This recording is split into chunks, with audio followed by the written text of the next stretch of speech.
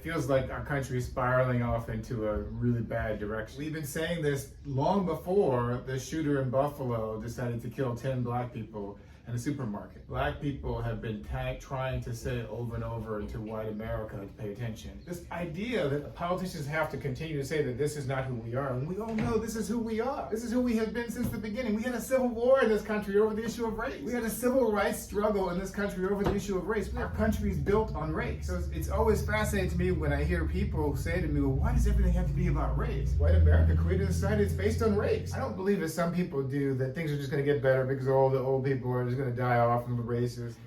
It doesn't look that way.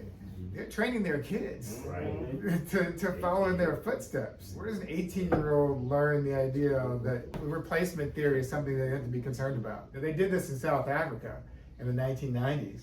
They went back and said, we're going to have an actual Truth and Reconciliation Commission. They went and investigated everything that they could find, all the documented evidence of what had happened. They dug it up so they could have a truthful conversation about the country's history. And here in this country, we're doing the exact opposite. They're trying to ban books in schools. They're trying to prevent teachings about anything that deals with race. If the Supreme Court can take away the rights of the majority of the population, what's to stop them taking away voting rights, or civil rights, LGBTQ rights, immigrant rights, any number of other rights people are concerned about? And then suddenly they had a president who emboldened them and gave them a license to go and say it in public. Because even though that president isn't in office, his supporters still remain. 74 million people still went to the polls and voted for him. The majority of white Americans voted for him in both elections. The majority of white people did not vote for Barack Obama in either election. You can see where the direction the country is going.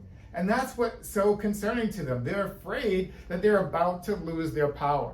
They're afraid that things are about to change. The Census Bureau reported back in 2015, 3 months before Donald Trump announced his campaign, they reported that white Americans will no longer be the majority of this country by 2044. They're afraid of this change. And that's where we are today. So that didn't quite get me to the positive ending I wanted, but